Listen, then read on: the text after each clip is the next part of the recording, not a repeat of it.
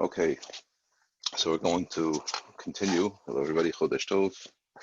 Hard to believe it's ill already, right? It's hard to believe. So I want to. Okay. It's very, very important what we're going to see. I think, like between last week and this week, these are like two of the most important, um, small sections in terms of understanding what the Sefer is here to explain to us and describe to us. So what we saw in Chelik Aleph, Perek Dalid. So just to do a brief recap, what we saw from the beginning, that there are two aspects to a person's life that are not in our control at all.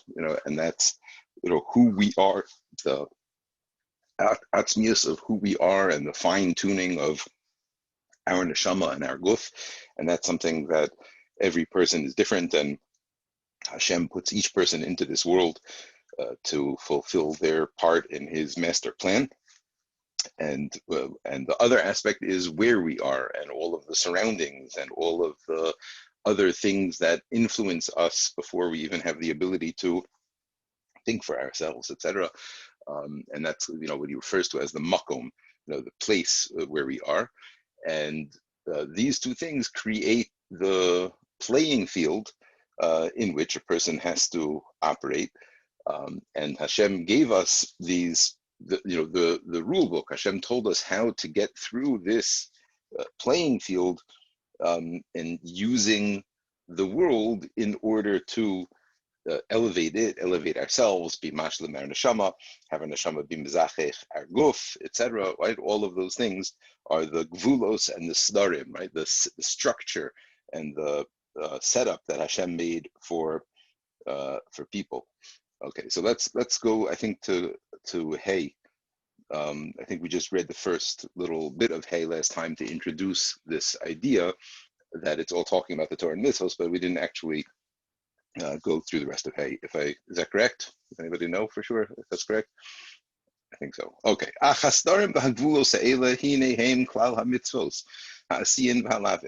The whole, right, this whole structure that we're talking about, and the seder, that the way that Hashem set up how this, and it's like all of this is in this week's parsha. There's like tons of mitzvahs in this week's parsha, and the whole concept of the Torah adapting to the times is in this week's parsha. And I mean, a lot of this, as I was going through the parsha this week, I was thinking about a lot of this is in the parsha.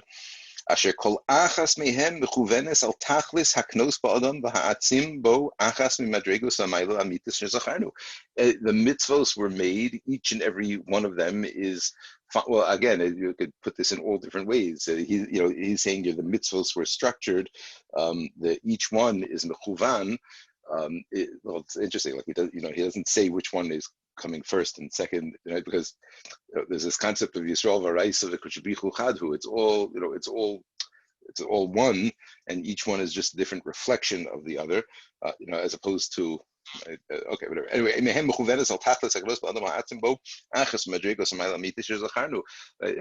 every part of a person has the ability to become shalem. So there is a mitzvah for every part that requires shlemus. Anything that needs to be nishlam, that needs to be perfected. So there is a mitzvah for that. Okay, and likewise, always these two things are going hand in hand. There's the acquiring of the shlemus, and then the banishing, the pushing away of chisaron. Yeah, al yidei pol mitzvah aseh hahi o haminiya min halos aseh. Right, by doing that thing or not doing that thing, right, depending on what it is. So that is being mashlemi and pushing away the chisaron, and v'ula prat mitzvos kulam v'chein prate kol mitzvah hinehem yusadim al amitas mitziuso v'nyano shel adam machol b'chinosav v'amitas inyane ashlemus hamitzdarchim. Right, the kol davar b'tnav v'gvulav mashitzarich lashlam also. Right, so this is the way that it's interesting. We'll just like take a step back for a second. The whole idea of this, and this what I'm saying now, I heard it from Rav Asher Weiss in the Shir a couple of months ago. It was very interesting how he categorize this or put it into perspective, this whole concept of ta'amei hamitzvos, right? Like, do the mitzvos have a reason or not? The whole Sefer Chinuch gives, sort of logical reasons for the mitzvos, and there's other Rishonim who don't do that at all. And so there's basically, it's interesting the way that Rav Weiss explained it. He said there's like, sort of three camps, three approaches to this. So you have the approach of, let's say, the Rambam and the Sefer Chinuch, who they say very, very clearly and make it very clear that, the reasons are not the root of the mitzvah, it's not the real reason, and everything is from the Chachma of Hashem. However, we can understand through the mitzvos ideas and concepts that Hashem is, conveying to us through the mitzvos, and that's, the concept of ta'amei mitzvos, the rationale, the reasoning behind the mitzvos, that there's something to learn from them. There's something. It's not just blindly doing something, for no reason. This mitzvah instills within us rachamim. This mitzvah, right, we go through the Sefer Chinuch, that every single mitzvah has something to relate to it in terms of ourselves. And again, that's not that the Sefer Chinuch is saying that's the entirety of the mitzvah at all. So that's the one camp.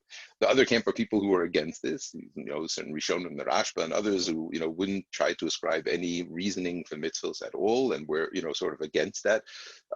And then the third camp is like the Mekubalim, the Arizal and the Mekubalim, of which the Ramchal is one, where it's the other way around. It's not that the mitzvahs are here to teach us something, or, again, they all are also, but the idea behind the mitzvahs is that the mitzvahs are like what are operating behind the scenes, keeping the world running, keeping the world functioning, and that, all the shefa, the way like he's describing now, not in these exact terminology, but like, the mitzvos that are mechuvan, that, keneged certain parts. So that's what brings the shefa to those parts. So that's what, makes the mitzvos make the world work, right? And that's what the idea behind the mitzvos. And what Professor Weiss pointed out, that there's a very, very big difference between the Mekubalim and the philosophers, and the Rambam, etc.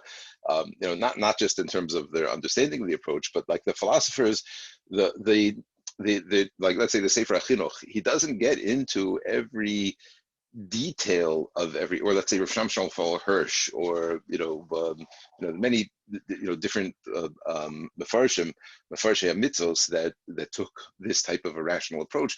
It's not really possible to find a philosophical approach that's going to account for every single detail of every mitzvah. Right, the mitzvahs are so detailed, and Chazal and the Shulchan Aruch and everything has got so many pratim, so many details. So like, well, a certain mitzvah yes, it might be there to convey a certain idea or a certain musar or a certain, like the Sefer Chinuch is saying, and there's maybe certain aspects of the mitzvah that therefore we will understand, but there's no philosophical approach that can actually explain every detail behind every single mitzvah, whereas the whole, Mekubalim, the way that they see the mitzvah, so, of course, every detail matters, because it's, just, you could think about it exactly the same as medical, because to some degree it is, just as detailed as your body is, right, as your physical body. I don't know how many levels you need to nourish your body. And, you can't just say, oh, I'll just like eat what feels good and tastes good, because then your body's not going to receive the nourishment that it needs. And then, on so many different levels. So it's the same thing when it comes to the spiritual nourishment that we need from the mitzvahs. It's, every detail of every mitzvah is a part of what our ruchnius structure needs in order to purify itself. And just like a person who would be eating but chaser certain vitamins, so he would be lacking in a certain level of health in the area that was not getting the vitamins that he was lacking. So too, a person who does the mitzvahs, and let's say again, they're doing the mitzvah, not that it's ma'akev, meaning that if they miss these details, so the mitzvah doesn't count. The mitzvah still counts, but they're yotze b'di'evet or whatever. So the point is that it's they're not getting the nourishment that they need from the detail of that mitzvah, right? And it really is that way, right? That, like he says, that for every aspect of the physical world, for every aspect of our physical guf, there is a mitzvah and a prat of a mitzvah that is mechuvan, mamish, down to the cell. I'm assuming, down to all the way that we nourish ourselves. through the mitzvos is all mamash mechuvan. Okay.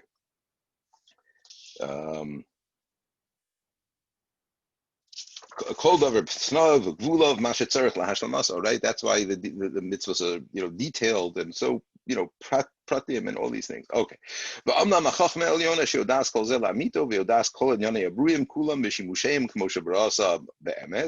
And Hashem, who knows everything that the world needs, because he created them, hishkifa alakol, he is watching over it all, and he included it all in the mitzvahs, right? It's all there. Everything that the world needs to be better is there. We don't need to do more than what it says in the Torah or different from what it says in the Torah. It says what to do. Ravali makes this point in a lot of different times from Moshe David Valley that people think by going over and above and doing extras and those types of things, precious and these things, a person comes to kedusha. But if it's not in the context of, well, that's not what he even says. He says, the Torah tells us what brings kedusha. The precious that we need to do is on Yom Kippur. We need to be porish from food, and the Torah tells us when and what we can and can't do. Doing extras that are not within the structure of the Torah is not going to help you. And you could see that's like if a person were to make up a mitzvah. Right, so that's silly, right? There's no that it's not doing anything. It's not mechuvin to anything, right? The mitzvos that we have, again, every detail of every mitzvah is created by Hashem, mechuvan to every detail of what needs to be done. If we would make up a new mitzvah that we have to, I don't know, whatever it is, it wouldn't do anything, right? It's not being mashlim anything. It's not, maybe it might be, let's say it's a mitzvah that happens to be ben al chavero, so maybe you're being mekayim be'afta l'recha kamocha, and you're doing it, right? But the structure of the mitzvah that I would create would be meaningless, right? Because the point of the mitzvah, so to speak, is to bring that shleimus into the world, and it's already been done. It's already been set up. Every mitzvah is already there for what we need in order to achieve shleimus. And let's say those mitzvahs that don't apply today, the mitzvahs of the Kohanim and Beis HaMikdash and Tumah, so that's obviously what we don't need that to achieve the shleimus that we have. Maybe that's unfortunate, maybe because the shleimus that we're capable of achieving is so so much on a lower level that we, those parts of our neshama or whatever that we don't access that, however you want to put it. But the point is the way to achieve shleimus is here. Hashem created it for us. Right?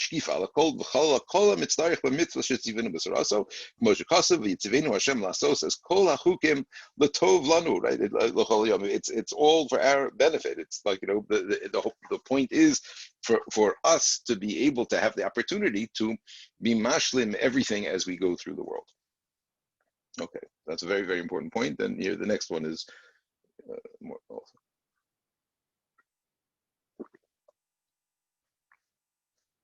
Okay, Vav. Shoresh Avodah, this like what's the point of all of this? What's the root?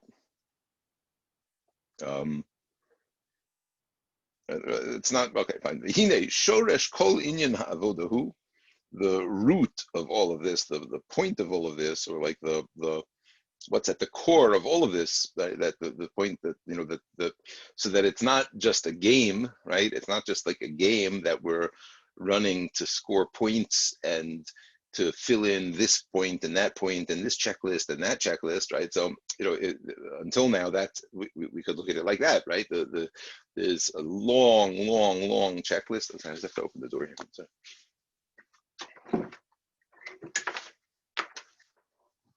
There's a very long checklist of things that need to be checked off in order to reach a certain level of shleimus, in order to achieve shleimus. And one by one, I check those off. But he's going to explain now that would be not an accurate portrayal of what we're doing over here. V'hine shoresh kol inyan ha'avodahu.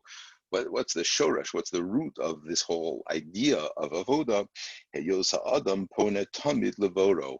That the point of all of it is not just this idea that each mitzvah that I do is bringing in this bit of shefa and that bit of shefa and this tikkun and that tikkun and being mashlim this and being mashlim that and pushing away this chisaron, etc. That's not all there is to it. by doing mitzvos all the time, by staying away from averos all the time, heyos adam pone tamid levoro, we are constantly focused on Hashem, right? When we are living our life in a structure that is, that we put ourselves in, right? The structure of Torah mitzvos that we choose to be a part of, and we choose to live within that structure and to do those things that bring shleimus and stay away from those things that could bring in chisaron. By doing that, we are living our life connected to Hashem, right? We're living within the structure that Hashem set up for us. We are ponet tamid leboro, where we are constantly thinking about Hashem. We're not only thinking about my needs and what do I need in order to take care of what I need to do today, and how, but I have to think about the halacha also. I have to think about the Torah also. I have to think about what the right thing to do also. Yeah, let's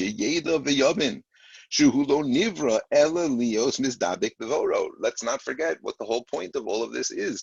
The whole point of doing these mitzvos now is to end up being able to cling to Hashem later, right? So my whole point, my whole existence is not about the checklist. It's not about me making all of those check marks and making everything shalem. That's like that's one perspective. That's like the short-term goal, if you want to put it that way, right? But what's the long-term goal? What's the goal of that goal? What's the point of being mashlim everything? What's the point of taking away all of that chisaron? Is so that I can be connected fully with Hashem. And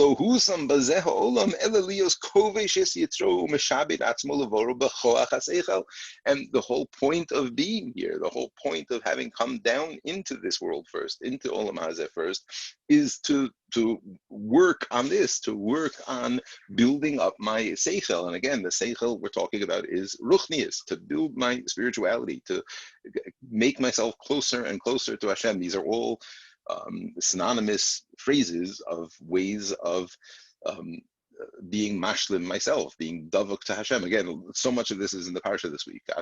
So many of these sukkim and these ideas about dveikus with Hashem and following Hashem and all, a lot of this in the parsha.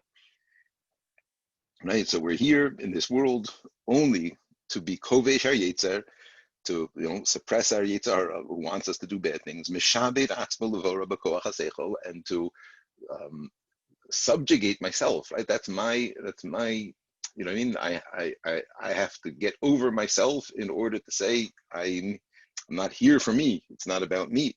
Hefech taivas hachomer nitiyasa, right? The opposite of what the physical wants us to do, right? The physical world, the taivas that we have, our chomer pulls us towards it. It's like gravity. It's, gravity is an incredible metaphor, for the idea of chomer. It's a constant pull, right? Everything physical exerts a gravitational pull. Everything. We don't feel it because this cup, even though it exerts gravity, right, on particle, but it's so small and so insignificant, and so we don't experience it. So we only experience it on a big scale of planets and the world and all of these things, right? But it's an amazing idea to think about it, that Hashem put into the world that everything physical, anything that has mass, pulls to it. It's wild. It's, like the hashkafa behind, and the fight against gravity, right, that a person, in order to get anything done in this world, you have to be fighting against the chomer. You have to be just standing up. You're fighting against the pull of the chomer. So, it's true on a physical level, like I'm saying, but it's saying more in terms of a metaphor, but the idea that the physical world is constantly pulling us in every direction. I don't mean gravity now. I mean, this taiva pulls a person this way, and this pulls a person that way, and this, job opportunity, but it might require some, leniencies in halacha that the halacha chat said we're not okay to do, but I really want to take it anyway, or whatever. Right? All of these things are a part of the pull of Olam Hazeh. It's constantly pulling us in every direction, and what we're here to do, again, is not just to break our chomer for the sake of breaking our chomer, right? There are non-Jewish people and people who are not connected to spirituality who are able to control their taivas for other reasons, just for themselves, for to be a good person, or for their sense of spirituality, etc. Right? The point of this, the over here is not just that we're exerting self-control, but we're exerting self-control in those areas that Hashem told us to, in order to play out this plan. And ultimately, a person should be in a state where all of their activity, all of their actions, the way that they live their life and they go through the day, and everything that they do, to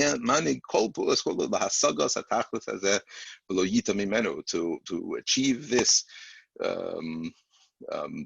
dvekus with Hashem, and not to sway from that at all. And again, this does not mean a person putting themselves away in a closet and ivory tower somewhere and disconnecting from the world, like he explained to us before. The whole Torah is here to tell us how to live in the world, how to be in the world, and to do this. The point is not to, again, where the Torah tells us we have to run away from physicality and those areas, there's no question about it, right? But to live a normal life and to be a normal person and to have a normal job and a normal interaction with the world, and to do it all according to halacha, that is what we are here to do. And in doing that, we are being meshabed ourselves to Hashem the whole time. And again, that's the shoresh of all of this inyan. Okay, so this is mamish, like, if you, like, these couple of bits over here, I would say, like, Perek Dalid Hey Vav, really sort of sum up Yiddishkeit, what I mean, in a very, very mitzumtat sort of way. Okay. Okay, now this whole thing he's going to explain to, again, like I said before, last week or a few weeks ago, I just really appreciate the way that he explains this to us now. Is going to be so specific. This whole idea of using the world and being kovesh yetzer, and going through the world using the starim and the gvulos of Hashem. So there's two aspects to that.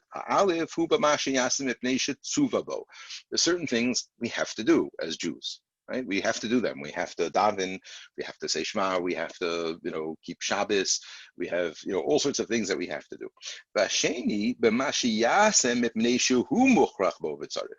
The other aspect of mitzvos are things that I have to do in this world for me, meaning not things that Hashem commanded me to do. Right? Hashem, commanded me to hear shofar, which we start today, by the way. Rosh Chodesh Elul, I'm hard to believe. I'm blowing the shofar. We're davening outside, and I don't know, I'm going to try to be very quiet. I feel like, it's early in the morning. I don't know. I'll see if we hear other shofars blowing in the distance. Okay. So, so the one thing is, like, the things that Hashem tells us we have to do over here, the stuff that, we can't avoid the mitzvahs that Hashem tells us. But then there's also my life. I want to live my life.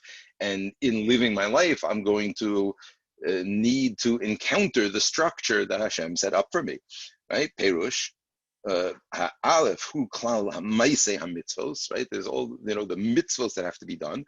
Vasheni, klal masha adam mishtamesh mina olam latzarcho. And the second is, when a person uses the world for their needs, for eating, for enjoyment, for, whatever a person needs to get from one place to another place, they have to use something in the world in order to get there, right? So those are not mitzvos of Hashem. That it doesn't tell me anywhere I have to be ola regel, let's say, that's a mitzvah, right? That's in the first category. But the second category is, how a person lives their life. So ma'isa mitzvos sine tachlis bo la'adam she'aseu mehu shulakayim mitzvos boro v'lasos chefzo v'hine mekayim chefzo yisbarach b'zeh. Okay, so he says the mitzvos are like, we understand that idea already, that the person, does these things, is mekayim the mitzvos, he's doing the ratzon Hashem, And b'shnei drachim nimshachim zeh mizeh v'hainu ki hu mekayim chefzo b'mash tzivo sheyasu ha'maisa hu v'hu oseu v'ashen is ki hini b'maisa hu hine hu mishtalim ba'ach l'madregos hashlemus. She told us a mitzvah sehi k'moshe kasavnu, right? So on the one hand, I'm fulfilling the ratzon Hashem, right? So to speak. Hashem said to do this, and I'm doing that, and fulfilling what Hashem said to do in itself is a benefit, and at the same time, I'm getting the shefa, right? Both of those things are happening. They're sort of independent.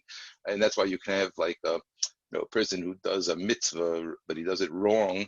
So maybe they won't get the shefa, but they still are being makayim the ratzon Hashem. They think they're doing it, and you can have it the other way also. Sometimes a person does a mitzvah without kavanah, so it's possible that they're going to get the shefa if they plugged in the right things, they did the right physical activity, but they might not get the schar of fulfilling the ratzon Hashem because that's not what they thought they were doing, right? They didn't realize it, right? So those are the two things that we have all the time when we do mitzvos.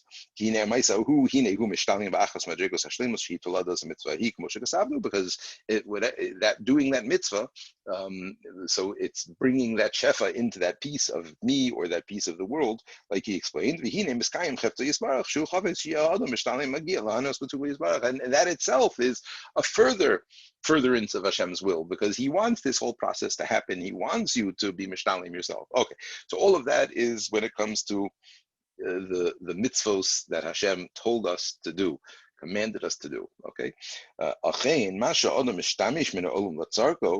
however, the other category, what that a person uses the world. So the first thing, certainly it has to be according to halacha, right? Can't be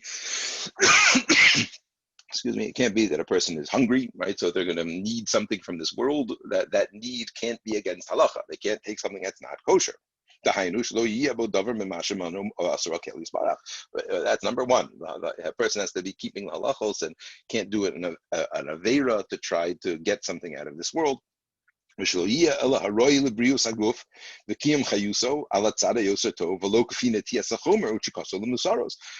Okay, so number one is it has to be the kosher, right? It has to be the right thing. Now, number two, is this something that is, am I giving in to my chomer over here, right? There's sometimes that my chomer, like again, those asuru acher v'avchem v'achreineichem. So, one level of what my chomer wants me to do is averos. So that's one level of breaking my chomer and breaking out of it and achieving shleimos, and a very important one.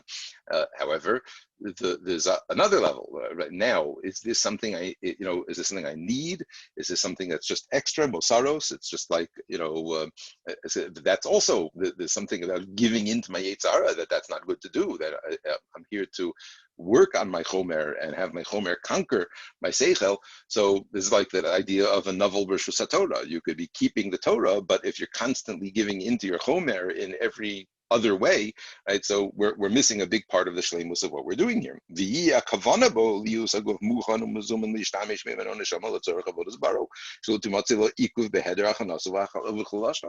it right? So, and the point of why we're eating, again, it's not because we're animals and we're just like giving into our taifa to feed ourselves. No, we're eating in order to do the ratzon Hashem, in order to go on and live and do mitzvos and be alive and comfortable and happy, so that I could do the avodas Hashem. And when a person uses the world, again, we're not talking about mitzvos now. We're talking about a person, doing what they do, going through their day. Like we said last week, it could be just living at home and going, changing diapers, doing dishes, going shopping, doing, whatever it is that you need to do. But you're using the world in the way to serve Hashem. So now that shopping is shleimus, right? When a person is shopping and through the course of their shopping, they're making sure that everything is kosher, right? Every time you check a hechsher, that's mamish. This is what you're doing. You're making sure that you are keeping within the structure of Hashem. That's an act of shleimus, right? Mamash. Walking down the supermarket aisles is an act of shleimus. Not that Hashem told you go out and buy Cheerios, right? However, you have to eat, and the cereals is what people eat, and some are kosher and some are not. And now I have to make sure that I'm getting the ones that are kosher, and I'm getting the ones that are like the healthy, proper, appropriate ones, and not just the sugar cereals that just because they taste good, except for what I mean. So all of these things. But when I do that, so now my shopping trip is an act of shleimus. My changing a diaper is an act of shleimus. V'yikne bo maila amitis kemoshe yikne bo maisa kol mitzvahs kulan, and it's mamish now. My using the world for my own needs, but doing it the right way, is a mitzvah. He says exactly like the rest of the mitzvahs. That's exactly like Tekiyah Shofar. That's exactly like fasting on Yom Kippur or whatever it is. Hashem tells us certain things we have to do, and then there's a whole structure that we choose to be a part of to use the world, and that's the same thing. Ki gam zeh mitzvah aleinu lishmor es gufeinu b'hachana haguna shluch lavod es bo es boreinu v'nishtamish me'alom l'kavana zu l'tachlis zeh kfish mitzarech lanu.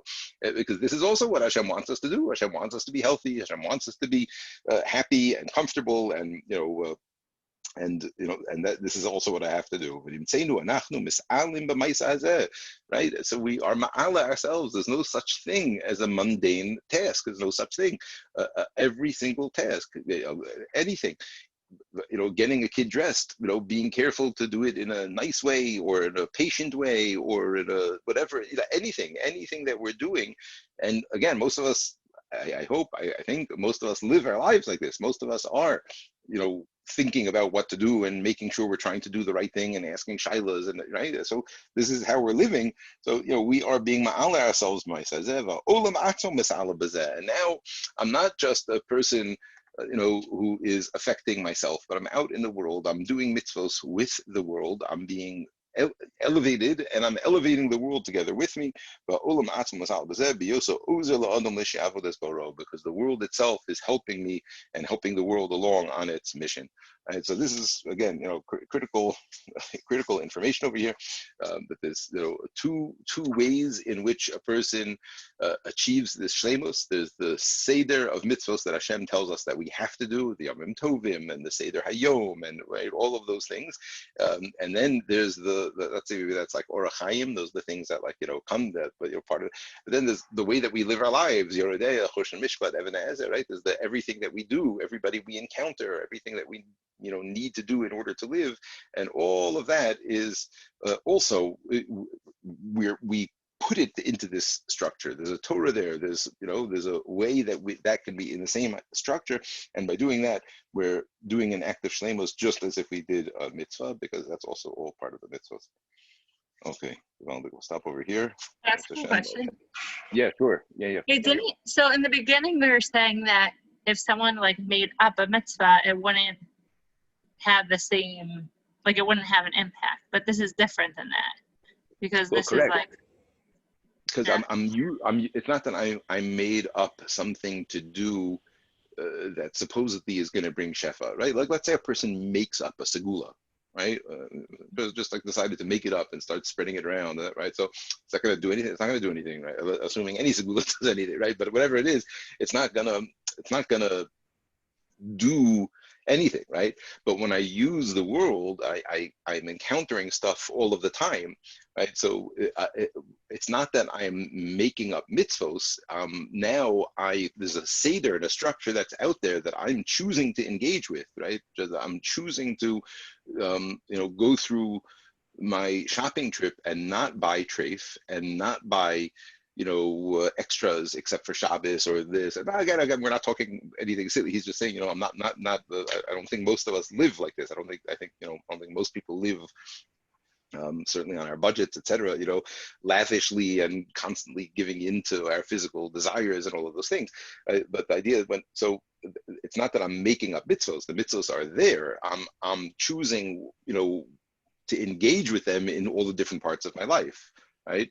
You have people who, let's say, theoretically, a person who, keeps Shabbos very, very carefully and all of this, but when it comes to business, or his business dealings, so he does anything he wants. So he's totally missing the point. So, like, he's doing some of the mitzvos, he's sure getting schar for that, and he's achieving whatever type of shleimus he's achieving over there. However, every time he cheats somebody in business, so first of all, maybe he's breaking a halacha, in which case that's mamash chisaron, right? That's mamash choshech ra, right?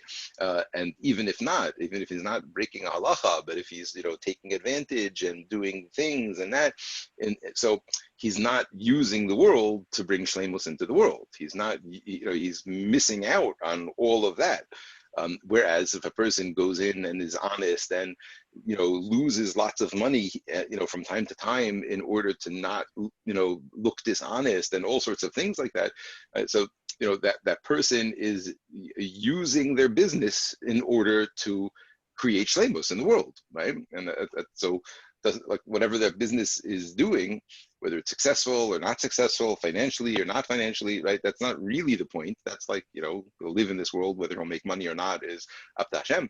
But if he deals with his business honestly and he keeps halacha, etc., so then he can rest assured that, all of those years, he's going to get paid for all of that work, even if he, because every single day when he clocked in, and every single day when he had to do something at night and this and that or whatever, if he was doing it kehalacha and doing the right thing, so that whole business is a structure of shleimus, mamash. That whole business becomes, right? So really, you should be asking a person, if he runs a successful business or not, right? It's really not, it's not whether it's financially successful, but if he's running his business halacha and doing the right thing and making a kiddush Hashem and all of that. So then the answer is yes, I have an extremely successful business.